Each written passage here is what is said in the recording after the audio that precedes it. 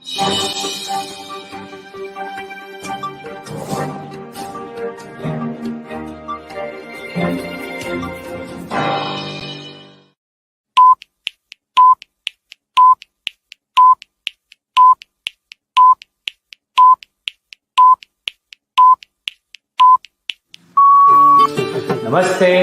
my name is Amish Tripathi and I'm the director of the Nehru Centre London. Now, some may think of Nehru Centre as just this beautiful fine building, and it is a fine building, no doubt. We have a wonderful art gallery out here. We have an awesome auditorium on the first floor with a capacity of 100 to 120 people right here in the heart of central London in Mayfair. But the Nehru Centre is a lot more than this fine building. The Nehru Centre is also an online platform. We are available on Twitter, on Facebook, on Instagram and on YouTube. And so the Nehru Centre is actually wherever you want it to be. Of course, we'd love for you to come to the physical events that we organize out here when we do organize them. But do join all our online platforms as well. This is a hybrid world. We are going to have offline physical events and online events as well. So do join our online platforms and do keep giving us feedback of what you think of it. We'd love to host you out there. We'd love to hear what you think of our events, and do keep sending in your suggestions as well. We do keep imbibing and learning from the feedback that you give to us to give you programs that you guys might enjoy. Thank you so much for your kind attention. Namaste. Jai Hind.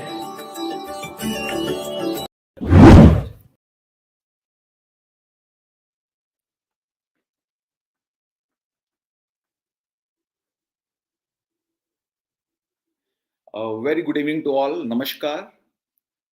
I am Professor Ish Sharma, the Academic Chair in Ayurveda Medicine from the University of Mauritius, sent by the Ministry of Ayush to promote Ayurveda in this country, in the beautiful country of Mauritius. I'm thankful to the Nehru Centre and the Ministry of Ayush for this wonderful opportunity, and we'll be having some discussions upon the medicinal value of the Indian spices. So if you permit, I can share some slides.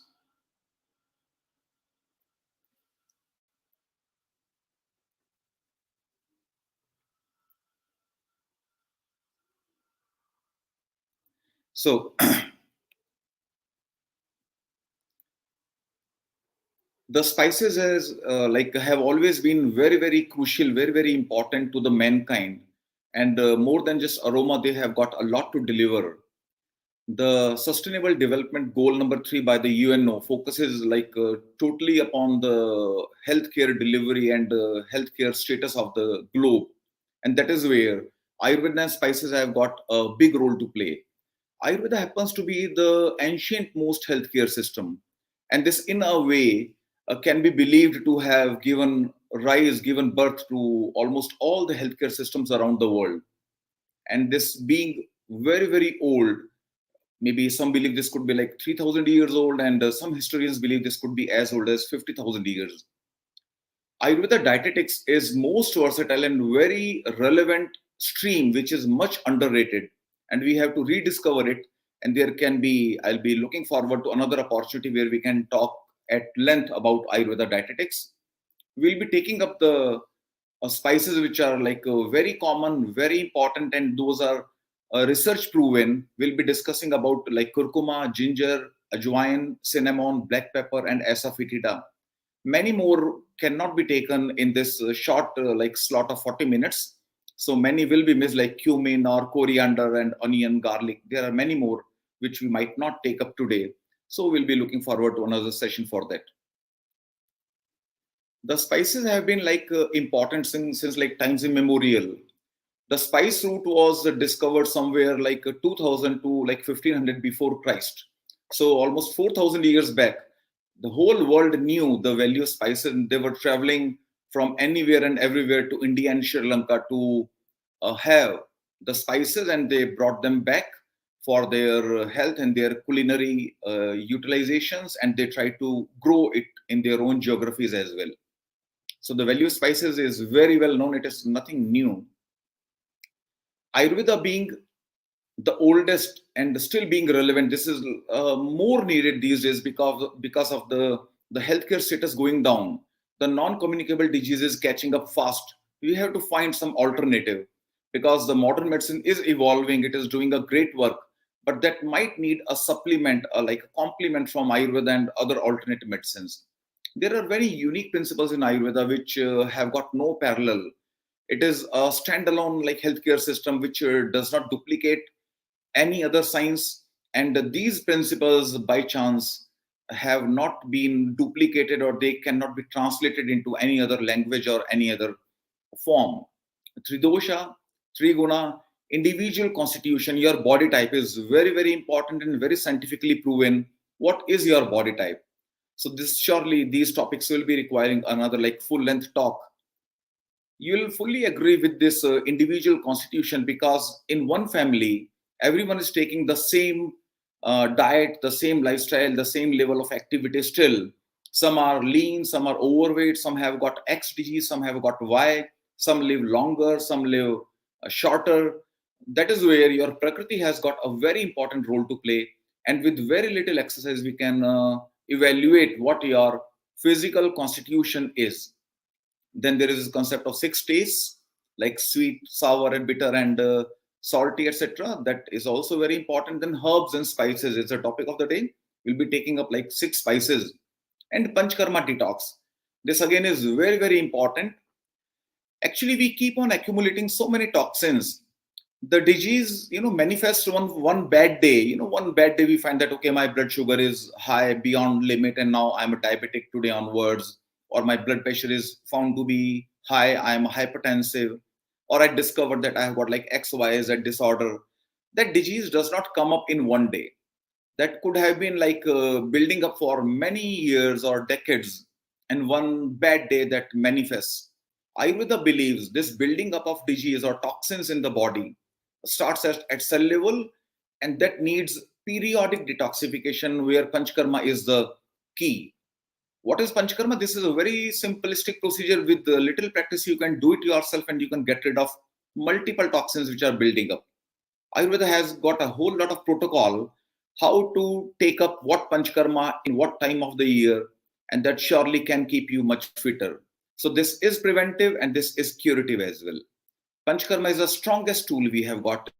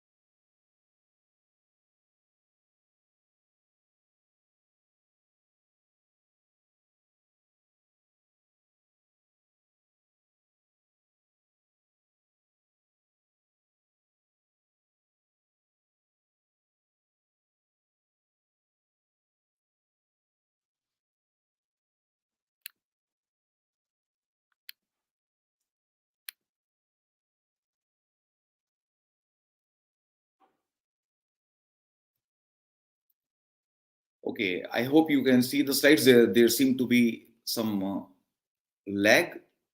So who is healthy, who eats healthy, eats little, and who can control the senses. Overeating is never recommended by Ayurveda, and most of the diseases are coming from overeating. So less are suffering from undereating or starvation, and more are suffering from overeating. Ayurveda has very clearly told that if you eat once a day, just eat to survive, then you are a yogi, you are a saint. You are a very worldly or an average human being if you eat twice a day, and you are going to be a patient, a rogi, if you eat like 3 meals a day. So 2 meals a day is most like ideal, and this will be also complementing the 8 hour 16-hour intermittent fasting. So ideally you could be eating at something like 10 o'clock in the morning, and then maybe 6 o'clock in the evening. This becomes 8 hours, and then for next 16 hours you are not taking any meal. This can be a nice like food plan which might suit most. Now NCDs are rising and the food plates are evolving. WHO gave various food pyramids and my food plate and like 1974, 92, 2004, 2011. They are evolving and they keep changing like every 7 to 10 years. They keep changing. Why? Because they are ignoring the interpersonal variation. So there can be a plan to propose Ayurveda food plate, which would be considering your prakriti, like your base. You could be one from the 7 basic body types and coupled with spices. Food is very important because we become what we eat. We share genes with the plants and animals and whatnot. Banana and human beings have got 70% genes in common. So that will be influencing your genome, and that is the Bhutagni principle. Internalization of the external elements is done by this Agni concept in Ayurveda. That is where we have to be very, very careful of what we eat. Why do we fall ill? The common etiology is a low Agni, when your metabolism is not fine, and Pragya Parada, that is when you are committing the errors you already know, something which is not fine, will surely be leading to diseases. And Parigraha is, attachment or greed. When you are overeating, by this one word, Pravarti to Parigrahat, we mean overeating will surely lead you to one disease or the other. That is where you have to be very careful with your diet, and you should try to skip meals. Intermittent fasting can be the key to good health. How do spices work? They stimulate Agni or metabolism as per Ayurveda, and they are directly against Vata Kapha. Most of them are like heating potency. They reduce your Vata Kapha, which are the cooling principles, and they Vata Kapha deteriorate your Agni. They diminish your Agni, your metabolism. That is where spices work against them and enhance your Agni. It is scientifically proven that they unclog capillaries, cell membranes, and they prevent and digest inclusion bodies and toxins in the cells. Why do we go into organic failure? Why like the diseases are starting from the cellular level? How do they build up? The cell will be unable to get rid of toxins, and something would be staying inside the cell, what we call inclusion bodies. That is where the spices would be igniting the cell metabolism and would be enabling a cell to get rid of these toxins and inclusion bodies. Spices digestion is stimulated. They do free radical scavenging. Free radicals are believed to be responsible for all the illnesses, aging, and death. So there has to be some free radical damage somewhere, which is very well taken care of by undereating and your meals coupled with spices. Spices are bioavailability enhancers. So whatever you eat, if you couple with spices, your food would be digested in a more proper manner, and you will be getting the best of it. And they have got carminative actions. They are appetizers, and you feel hungry. Very importantly, again scientifically proven, they prevent biofilm formation. What is biofilm? The bacteria and all the microbes, they have got their survival techniques. They form a biofilm so that the antibiotics or the body mechanisms cannot work against them, and they keep on building the infection and inflammations. So spices would be breaking down this biofilm, and we will be saved against infections. Now, importance of Agni. Metabolism is all important. Ayurveda is very clear. You are healthy if your metabolism is fine. You are unhealthy if your Agni is weak, and we'll be dead if we have got no Agni.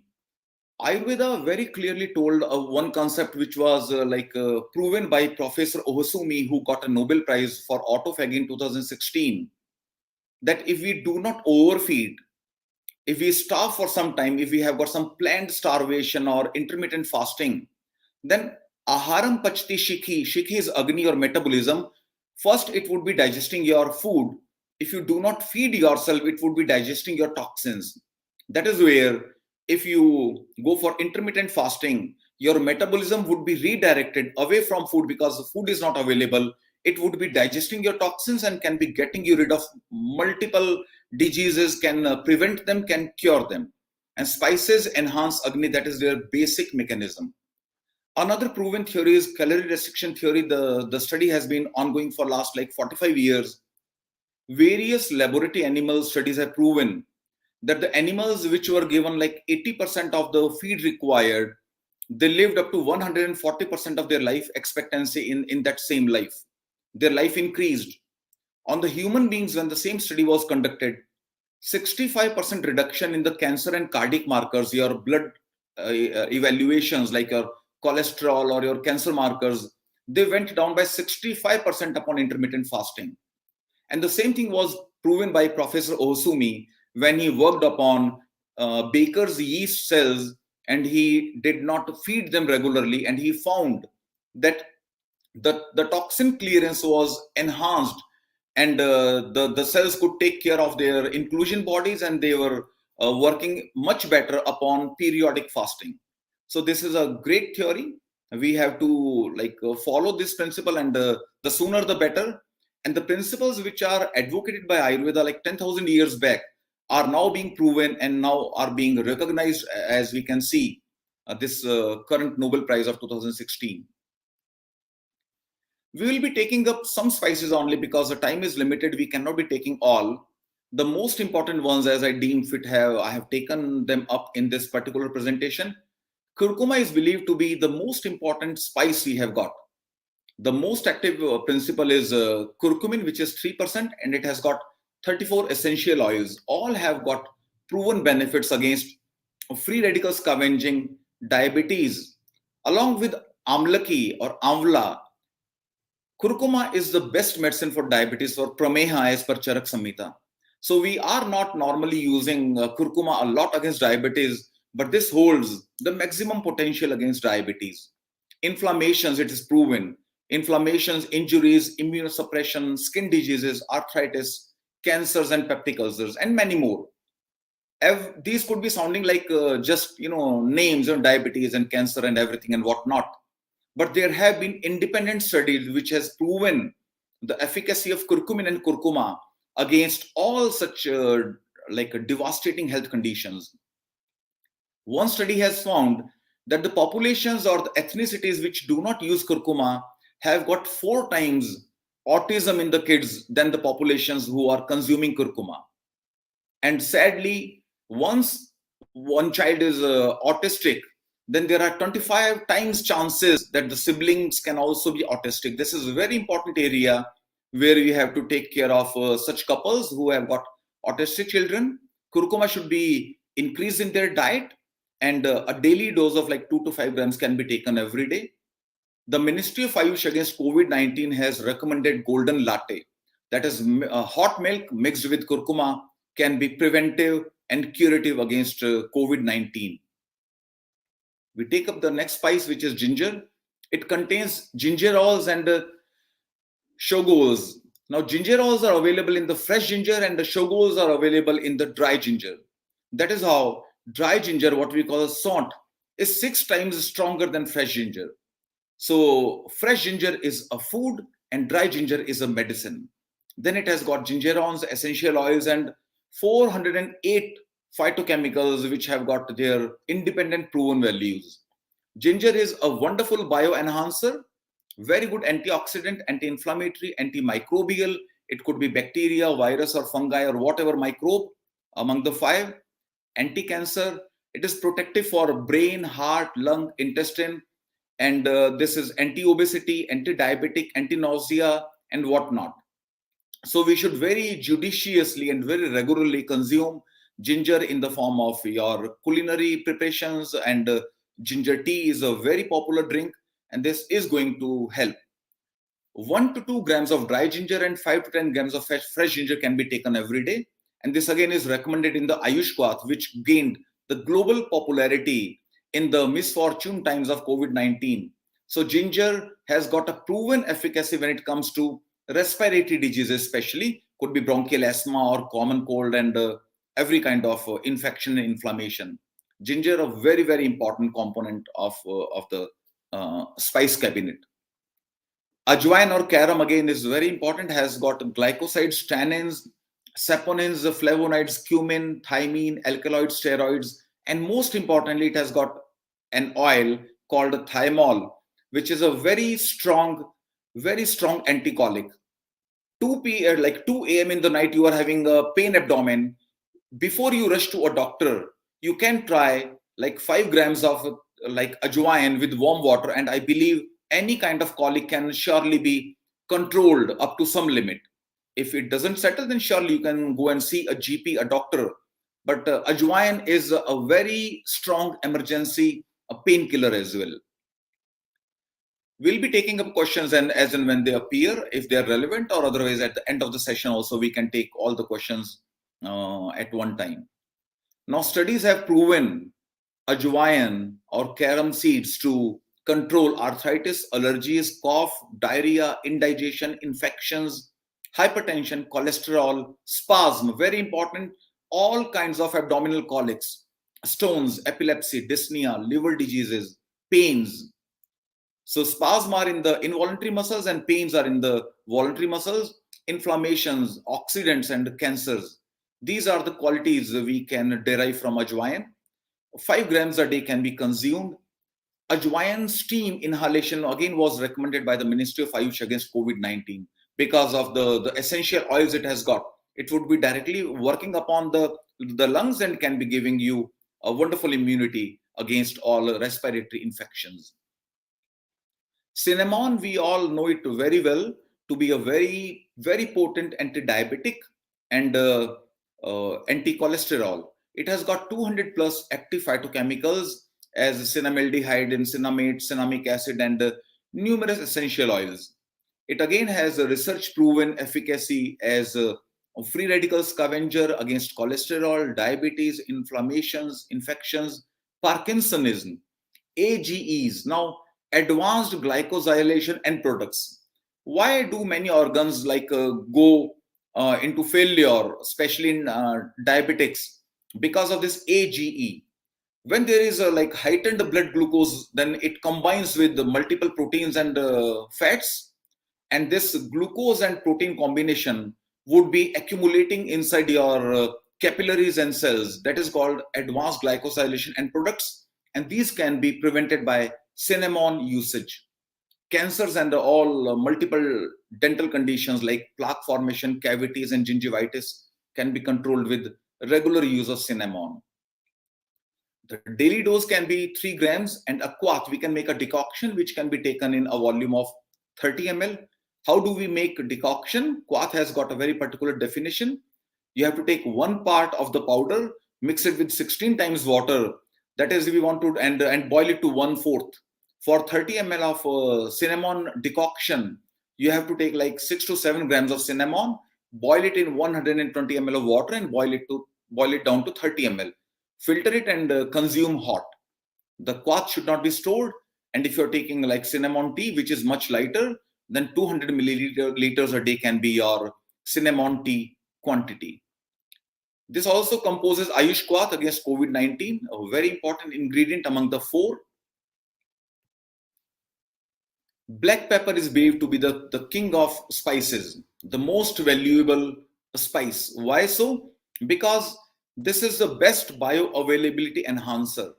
So whatever you eat, whatever you consume, this will be making your digestive system more like receptive to absorption of the nutrients, and that is how this will be helping all other nutrition to get absorbed in a better manner and deliver you the health benefits. It contains calcium, magnesium, potassium, iron, vitamin C, tannins, flavonoids, and carotenoids, piperine, and volatile oils. More than 200 phytochemicals are there in black pepper. This again is a proven bioavailability enhancer, very good antioxidant, very good anti-inflammatory agent, anti-cancer, anti-obesity, antidepressant, anti-diabetic, antimicrobial, and gastroprotective. Now, every time we are saying antioxidants, so what are these oxidants and what damage can they do? Oxidants are mostly free oxygen species which would be combining with your cell wall, leading to cellular failure. Those oxygen species would be combining with your genetic makeup, changing your genetic profile, and would be denaturing proteins. That is where multiple organs can go into a slowdown or a failure slowly under the attack of oxidants or what we call free radicals. Where do we get free radicals from? the most important source for free radicals is overeating and stress. If you eat a lot, then you process a lot and you produce a lot of pollution in the body. This pollution is called free radicals, and body has got a defense mechanism like multiple vitamins A, E, C, and the selenium. Then we have got a system called superoxide dismutase, which would be taking care of day-to-day free radical scavenging. Because we are living, we are producing some metabolites, some toxins in the body, and those are taken care by SOD and other enzymatic systems. But those have got a limit.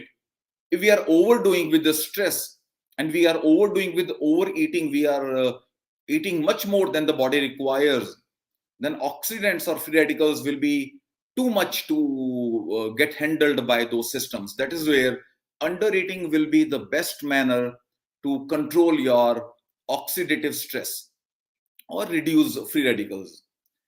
So what can be the dosage? Like 2 to 4 grams in powder form can be consumed every day. And this again is a recommended ingredient in the Ayush path against COVID-19. These all the spices got a very like a heightened recognition in the misfortune times of COVID. And there have been clear-cut observations as physicians, what we have been observing.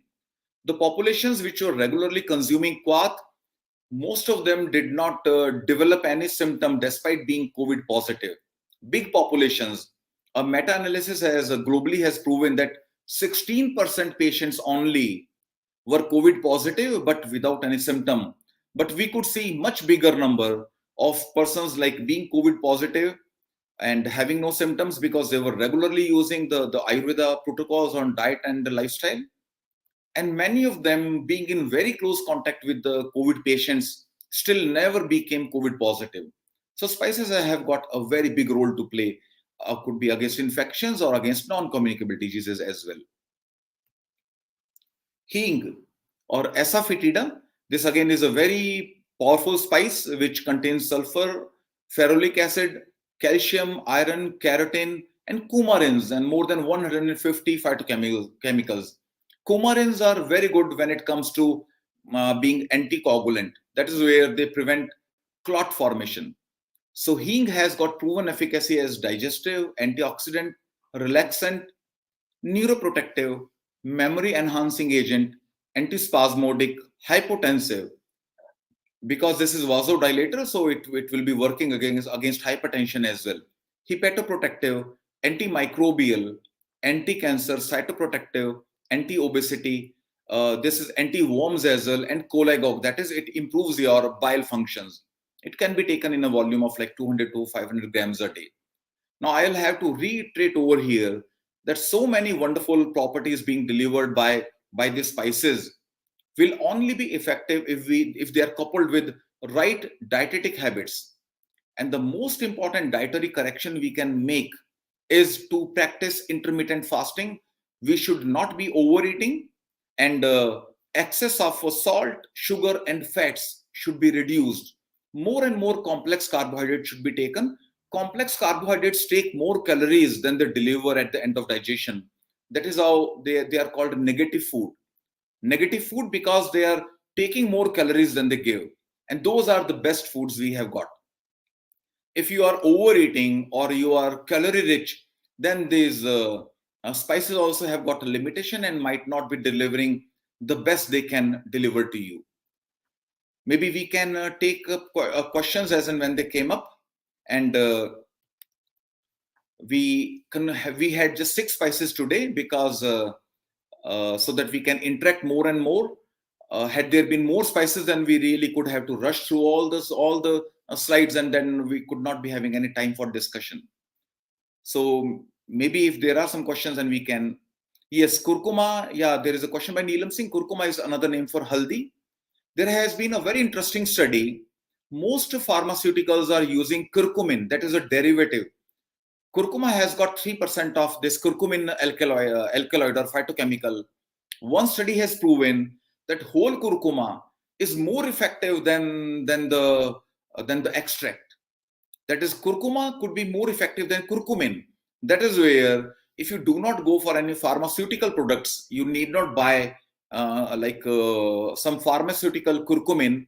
If you are regularly using curcuma in your food, this can be delivering the best medicine value to you.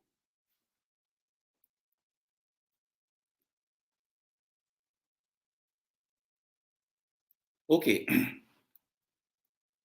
To reduce acid reflux, the most important will be, why do we have acid reflux? Saunf and jeera, as you have already mentioned, is a wonderful solution, Dolly Jan. The most important precaution we have to take is timely eating. Hit book, that is, and myth book, Kal book. You have to be very timely with your food habits. If your body, your circadian clock knows what time food would be coming in, then your body will be more prepared, and the acid release will be more synchronized. If your body doesn't know what time any food would come in, your body might be behaving very erratically, where you can have more acid when not required, leading to acid reflux, and it might have less acid when you are actually eating, leading to indigestion, fermentation, and bloating. That is where resetting your circadian clock and eating only when hungry can really take care of your acid reflux and multiple diseases.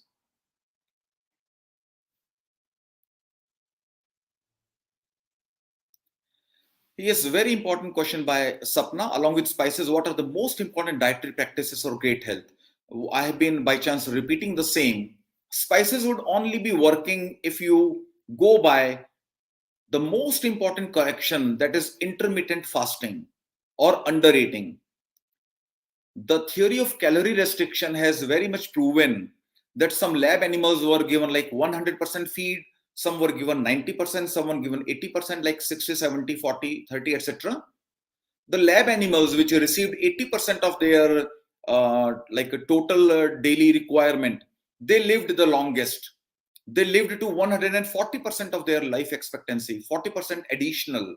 And the human beings which were kept on 80% of their total full appetite, they reported a 65% decrease in cancer and diabetic markers. And that is where immediate relief can be seen if you go for intermittent and periodic fasting. Ayurveda was very clear. In the very beginning, Ayurveda has told how much should we be eating.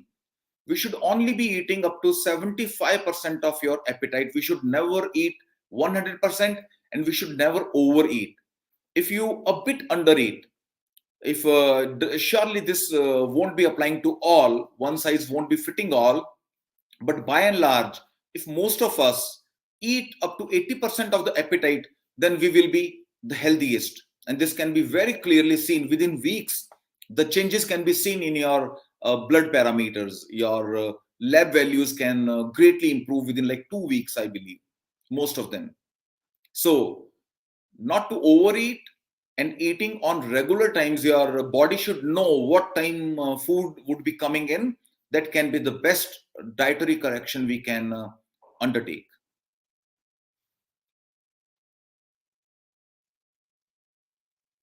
Yes, timely eating, as we have been telling, we have got a circadian clock. We have got a biological clock which you can observe that it operates upon like daily basis, monthly, yearly, and in centuries. Your genes could be carrying the biological clock information to next generations also, much beyond this one body. If you are eating timely, if you have got a fixed time to eat, then your body will be more prepared to welcome the food, process the food. Because multiple organs are involved. We have got saliva, then we have got hydrochloric acid from the stomach, we have got bile coming from the liver, pancreatic juices, and succus entericus. In all, every day we are producing around like 9 to 10 liters of these digestive juices, what we call Jatha Agni or digestive metabolism. So your juices would be synchronized with your food intake. They will already be waiting that, okay, this is your lunch time or dinner time or breakfast time. Your body will be more prepared. If you are having erratic dietary habits, someday you are taking your lunch at 12, someday you are taking your lunch at 4 o'clock. Your body doesn't know when to be prepared to receive and process food, because food is a big work for your body, for multiple organs. That is where timely eating, when your you are into a very disciplined eating, your body will be more prepared and can digest food in much better manner. Otherwise, the first complaint would be bloating, constipation, indigestion. And intermittent fasting, as we have been telling, Ayurveda has given this golden principle: aharam pachti shikhi doshan ahar varjayet.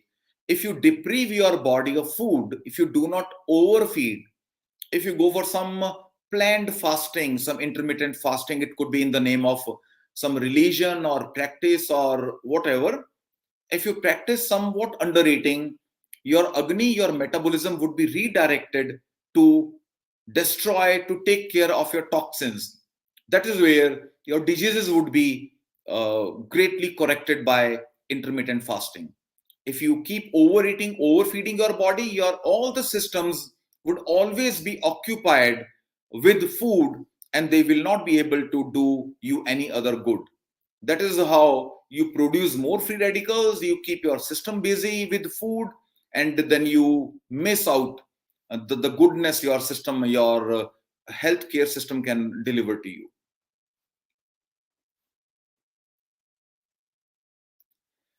The best way to take asafoetida is cooked, actually is the best. If we, when you fry it with a little ghee, then this can be best processed and can easily be digested.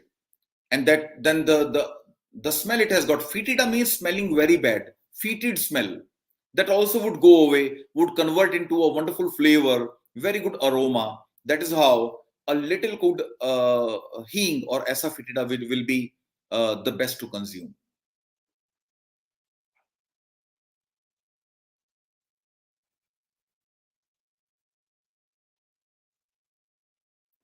Yeah, most of these spices have to be, because they have, most of them have got essential oil.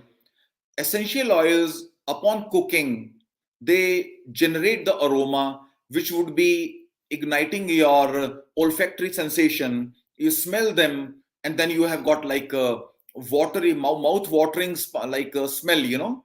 So when you're cooking with spices and you have got wonderful aroma, which would be the volatile oil, upon being evaporated, would be stimulating your olfactory nerves and would be triggering a release of more and more digestive juices.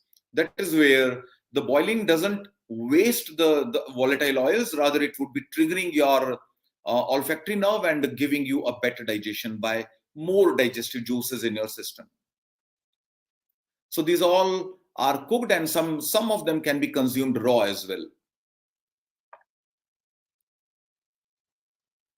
Okay, yeah. As we have been telling, what can be the combinations of the spices to take care of common diseases and to boost our immunity? Then we have been telling like how much of like hing or dry ginger or raw ginger, fresh ginger, and how much of black pepper, etc. How much can be consumed every day?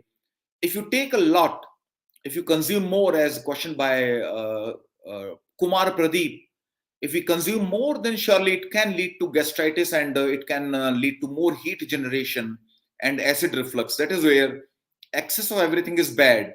So if taken in moderation, and you have to tune your senses, especially your tongue, you should tune your tongue to less and less of salt. Salt is a very dangerous element. When taken in excess, it can be directly leading to hypertension, heart diseases, water retention, and obesity.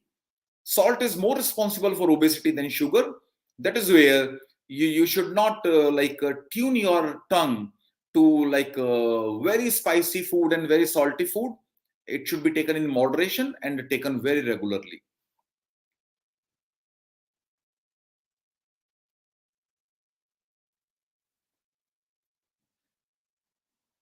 Okay, how early can the kids be given these spices? Ayurveda has told when a kid is 0 to 6 months of age, the kid should be staying on milk alone. The milk should be the only diet, that is the mother feed. Even such infants might not be requiring water to drink if they are very regular with the mother feed. 6 months to 2 years, that is next 18 months, where the child should be given some food which should not be spicy at all, some food and milk. When you are 2 plus, then you should be taking most of the spices. Children surely cannot tolerate, will not like a lot of spices. So they should always be given in moderation. And but yes, they should be started early, because the infancy age up to like 10 years, when you are a toddler, you are a kid, you are a preschooler, then you are a kapha kind of body. Kapha kind of body will be requiring more spices. So surely we have to be very careful what body type the kid has got, how much is your like household practice. But some spices should be started early to kids, and kids are more prone to respiratory disorders and allergies. That is where curcuma and ginger will be the most suitable to kids to boost their respiratory immunity and their general immunity. So kids should be given some spices from early life, but in moderation.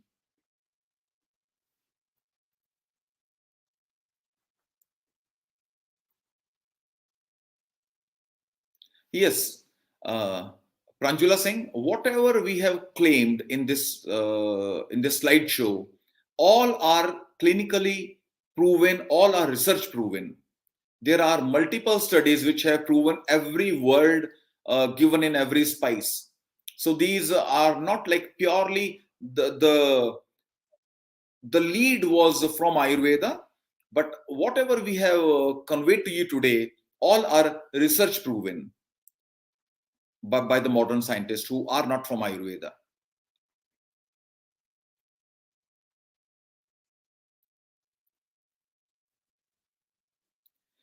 Okay, which are like Usha Madan is questioning, which are the three best spices? Then my personal favorite three would be black pepper, ginger, and curcuma. I believe these are the most relevant, and they work against most of the non-communicable diseases and infections. Black pepper is a bioavailability enhancer. So whatever you consume will be processed in a much better manner. That is where black pepper is the king of the spices. Curcuma is like a whole, like it's a complete treasure of whatnot. It is the best anti-arthritis, anti-allergic. It is antioxidant, liver protective, anti-cancer. It has got everything.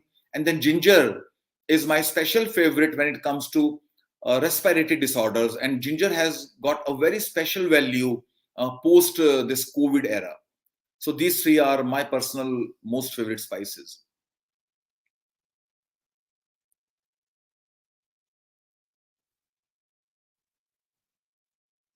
Yes, this is very important that some food combinations should be avoided. That is altogether a different topic. And Ayurveda very clearly believes, rather, Ayurveda is the only science which believes in bad food combinations. What should not be taken with what? If I can quote one example to you right now, milk is the most common like example when it comes to bad food combinations. Milk doesn't go well with salt, with the fruits, with the vegetables, with meat, with alcohol, and other milk products. So a very common practice, what the kids are practicing or what we are observing, is milkshake. We take any fruit, we mix some milk and some sugar, and we blend them, and we have got a wonderful drink like banana shake or mango shake or whatnot. Now milk and fruits are a bad combination. That is where this animal milk mixed with the fruits should not be taken. Fruit should be consumed separately, and that is how this becomes a very commonly practiced bad food combination. And milk does not go at all with the meat, fish, and salt. There you cannot quote any dish which where you would be using like meat or fish or salt in your traditional preparation. That is where if you are consuming something spicy, then you should not take along some milk tea or milk coffee, or milk should not be taken with salt. So salt with milk and salt and fruits with milk, these are two commonly practiced bad combinations and should be stopped as soon as possible. Yes, Himalayan pink salt and the Saindhav namak, these are better than common salt, because common salt has got pure sodium chloride only, 100% NaCl. On the other hand, all other types of colored salts, it could be black salt or sandhav or Himalayan pink salt, they have got some traces of other minerals as well, phosphorus and calcium and potassium, zinc, etc. That is where they will be having some additional nutritional value. But when it comes to avoiding salt because you are hypertensive or you are overweight, then the pink salt is also a salt at the end of the day. So this again should be taken in moderation. So it's better than normal sea salt or common salt, but again should be taken in moderation if you are advised to reduce your salt intake. And we all should reduce our salt intake, and that will for sure help all.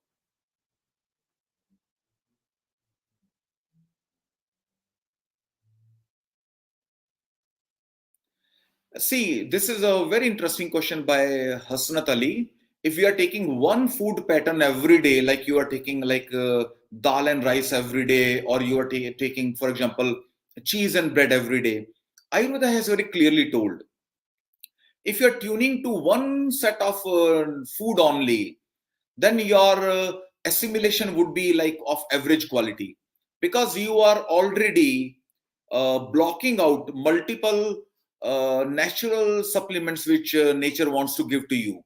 If you consume everything, if you keep varying, if you keep rotating, then your plate would be more delicious. You'll be having more interest in food. You will generate better juices, and you will get good of everything.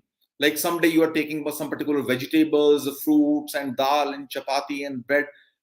If you are consuming everything, you are having like a very comprehensive food plate, then you are already welcoming and ingesting all the nutrition, all the minerals and vitamins. If you stick to one food pattern, then you are already missing out a lot of essential nutrition.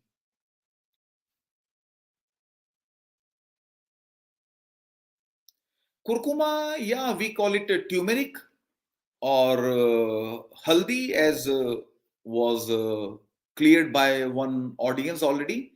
So turmeric or haldi can be other names for kurkuma. Usha?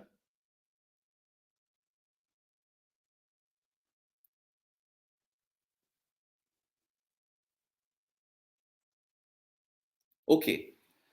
Uh, the best spice which can be taken to get rid of acid reflux would be surely coriander, that is dhania, and fennel, soft. These are the two drinks which will take care of acid reflux. Along with this, one particular herb which is not a regular spice in many kitchens is licorice or sweetwood or mulethi, which can very well take care of acid reflux. So can mulethi or sweetwood can be taken into moderation to get rid of acid reflux. But the first approach, Dolly, for acid reflux should be under eating or periodic fasting, or being on a liquid diet only for at least once a week. Then I believe your acid reflux can be taken care of. Yeah, welcome. Please.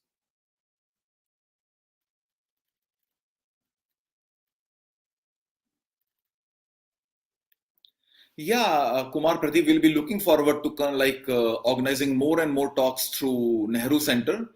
And I will be proposing if we can have a separate talk upon dietetics and Panchkarma. Yeah, Neelam Singh, that is what we are discussing. We can have a series of talks, depends upon the facilitation of the Nehru Centre, because I'm thankful to them for this first opportunity. Yes, food combinations will be a very important topic. We'll take like one full session. Before food combinations, the basics of Ayurveda dietetics are very, very relevant and would surely relate to all. What are the eightfold basic Ayurveda dietetic principles are very, very important. And because we are committing many errors with food because we do not know. Once we know it, we can better take care of our health with the available resources. We do not need any fancy food or superfood or the most expensive food on the shelf. You can be the fittest with the most economical and cheapest food available if we are eating correctly. And what to eat surely is a wrong question. Like, how to avoid eating, because every time we are eating, it could be a business meeting or it could be any happy moment, any sad moment, we have to eat. Every time we have to eat. That is where we have to be very careful to undereat, to eat to live. Like a yogi would be eating, as I told you, yogi would be eating once a day. A bhogi, a worldly person like us, would be eating twice a day, and a rogi, a patient, would be eating thrice a day. So overeating is surely killing more than starvation is doing. That is where calorie restriction, undereating, is my message of the day. Then only the spices would really be more helpful. If you keep overeating and then you keep consuming spices, then things might not go like too well for you.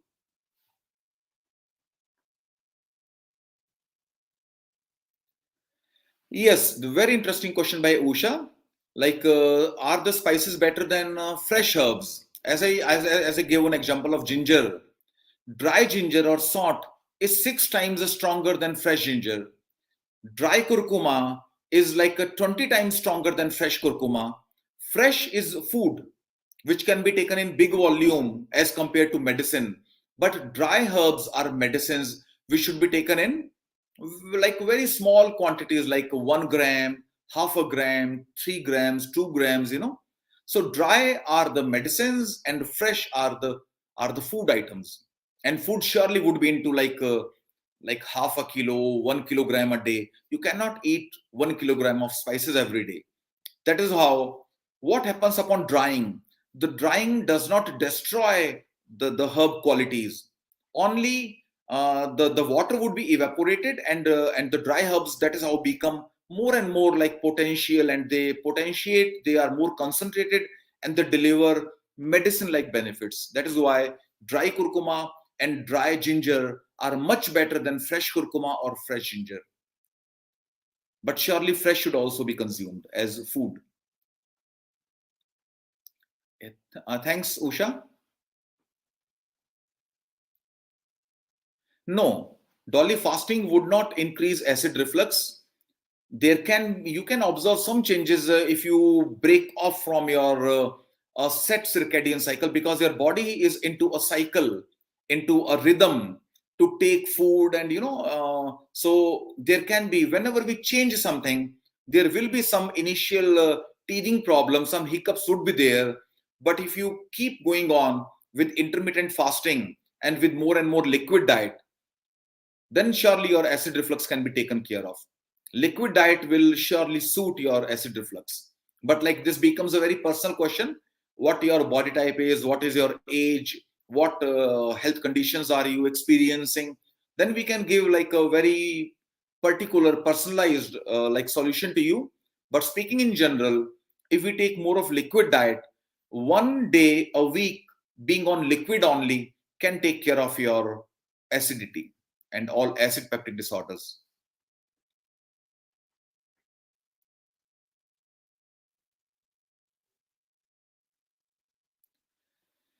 Thank you very much, Daksha. We'll be looking forward to another session upon bad food combinations, which would be very interesting.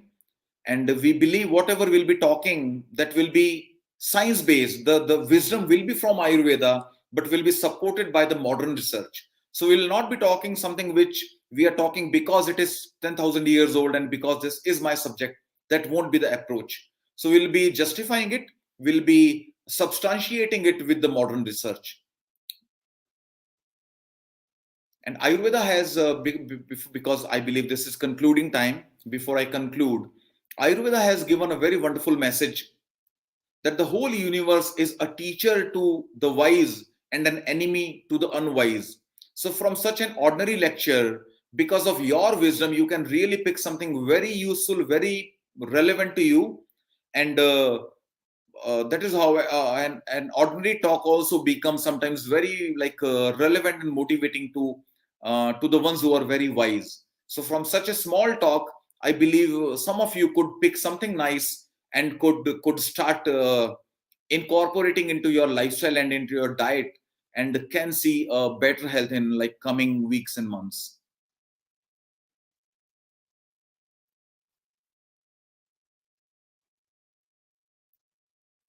Thanks, Dolly.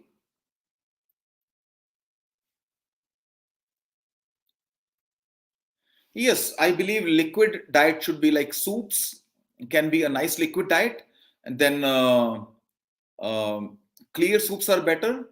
Then some green tea or warm water. Because if you are on a liquid diet, then you should not be planning how to fill your stomach with more and more of nutrition, because you are not going to be weak in one day. That is because we want to rest our system. We want to rest our gastrointestinal tract, liver, pancreas, salivary glands, and every organ. To rest them, if we give them liquid, which can be plain water, if you are young, you are stronger, and the mind and body permits you, then you can be on plain water only for one full day. That is how your system would really get a weekly off, like you are enjoying 2 weekly offs every week, Saturday and Sunday. You should be giving a weekly off to this permanent employee of yours, your body system. So we should not be trying to replace what more and more can be put in the liquid form. The purpose is to rest your system.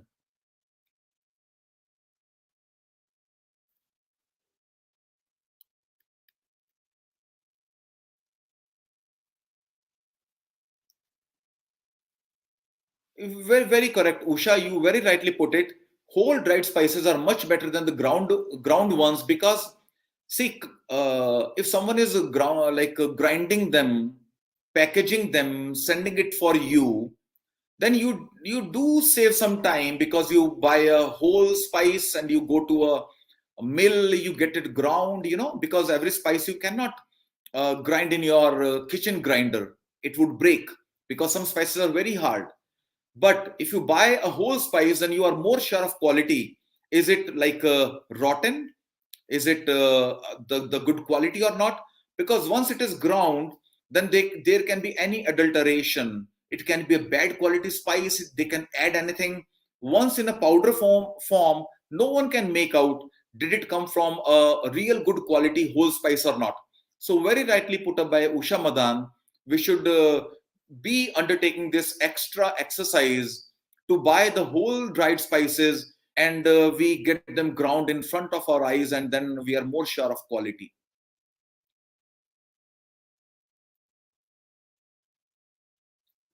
Thanks, Dolly, once again.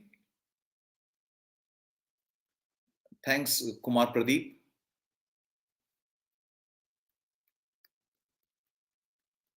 Thanks, Usha. So we believe we are almost there. I believe this talk was to last for like 40 to 45 minutes. We are touching 60 minutes. So we can end the session, and I look forward to your company once again if given more opportunity by Nehru Center. And maybe can I request the host, the technical support, to please conclude the session for the day. And namaste, and thank you very much for patient listening.